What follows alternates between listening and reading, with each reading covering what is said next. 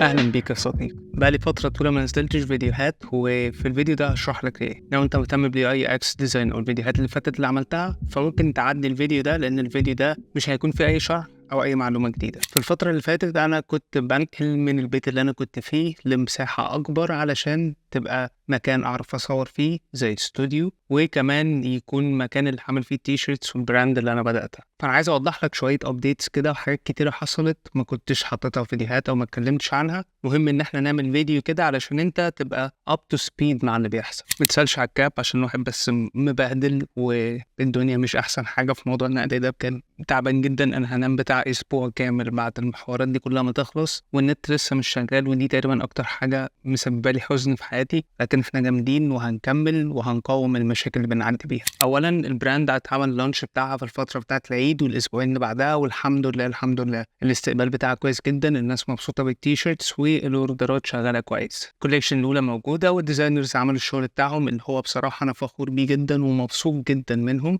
واتمنى التوفيق لكل الناس اللي مشتركه فيه. لكن الاوضه الصغيره اللي كنت بعمل فيها الفيديوز اللي فاتت ما كانتش كبيره كفايه او مساحتها كويسه علشان اعرف اشتغل فيها واصور، وكمان اعرف ان انا اعمل التيشيرتس والتجهيز الاوردرات بتاعتكم وان انا اشحن. فاضطرينا ننقل للمكان ده. زي ما انت شايف الدنيا مبهدله جدا ورايا، ويعني الواحد لسه جاي، ففي كميه شغل مش طبيعيه انت ما بتتوقعهاش مع موضوع النقل ده لما بتكون بتبداه او هتعمله، وخصوصا انك بتتصدم بقى بالحقيقه بتاعت انك بعد ما نميت وشلت العفش ونزل وراح واتحط في المكان الجديد، انك هتعيد البروسيس تاني من الاول بتاعت ان انت تفرش وترتب. واصعب حاجه انك تلاقي الحاجات، لان كل حاجه بتضيع ما تعرفش ليه، وفي حاجات كتيره جدا عمرك ما كنت عارف ان هي عندك بتلاقيها وبتظهر لك. فالموضوع كان كله مفاجآت بصراحه. الأولوية بتاعتي ما كانتش الفيديوهات. أنا عارف إن هيجي الوقت اللي الاستوديو يكون جاهز وهيكون شكل الخلفية منظم وحلو جدا، وعندنا كذا سيت اب ممكن نعمل فيه أنواع مختلفة من الفيديوهات. ولكن الأولوية كانت إن الأوردرز تفضل توصل للناس بنفس الكواليتي وإن أنا ما أتأخرش عليه. فخليني أوري لك الماشين والسيت اب بتاعنا بتاع إن إحنا نعمل تي شيرتس، أوريك شوية بريفيو عن الويب سايت اللي إحنا عملناه والبراند اللي الناس بتشتري منها، وكمان أشرح لك شوية أفكار عن اللي هنعمله في المرحلة الجاية في الفيديوهات بتاعتنا.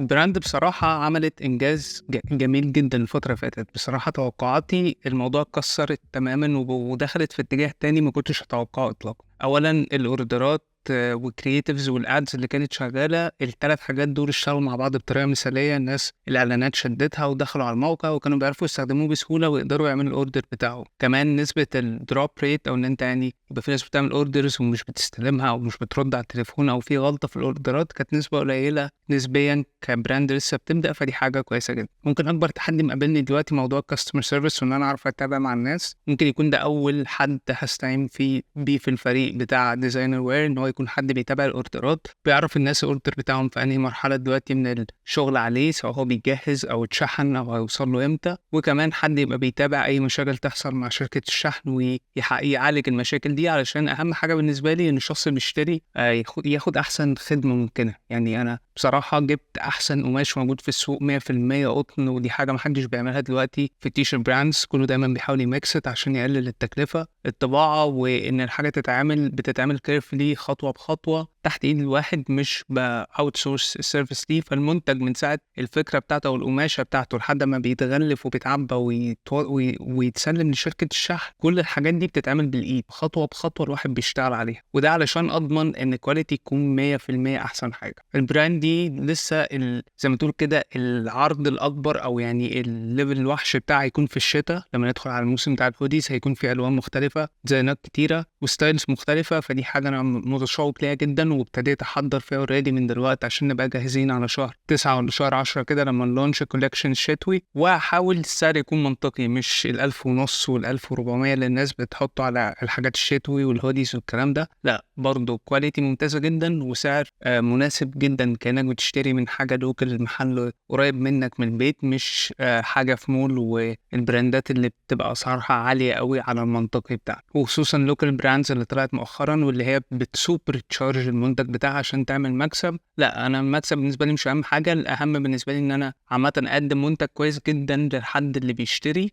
هو كشخص في مصر باسعار مناسبه ليه، وان هو يعرف يعتمد على البراند دي في ان هو يجيب الهدوم بعد كده. في الفيديوهات اللي جايه احنا هنتكلم، عايز افتح شويه باب بتاع الكرياتيفيتي، عايز اتكلم عن مواضيع مهمه، عايز اعمل حاجه ستايل ميكس فلوجز مع فيديو اسايز مع شرح الكونسبت معين. هتلاقيني بجرب وبنزل فيديوهات بانواع جديده ومواضيع مختلفه، وكل اللي هطلب منك انك تحاول تدعمني على قد ما تقدر، وانك تقول لي رايك، اديني الفيدباك بتاعتك سواء كويسه او وحشه، انا بتقبل الاثنين علشان نعمل حاجه تليق بالناس اللي بتتفرج. المهم استنى فلوجز واستنى كونتنت كتير جدا مختلف عن اللي فات، وحاجات هتكون كويسه وابديتس عن البراند والستيجز اللي جايه واحنا بنسكيل. ممكن ابقى اعمل فيديو شرح وتوضيح بقى عن مرحله بعد ما عملت الويب سايت، ايه الخطوات اللي بتاخدها عشان فعلا تعمل البراند دي وتشغلها، الحاجات اللي بتشتريها، الاسعار بتاعتها، الاماكن اللي بتجيب منها القماش، والمصانع اللي بتعمل لك التيشيرتات، الطباعه وانواعها والحاجات المختلفه. فانا عايزك بس عرفني في الكومنتس ايه الحاجه اللي انت مهتم بيها، لان الكونتنت ده في الاول وفي الاخر معمول علشانك انت وعشان يفيدك. وقبل ما نقفل ما تنساش تعمل سبسكرايب،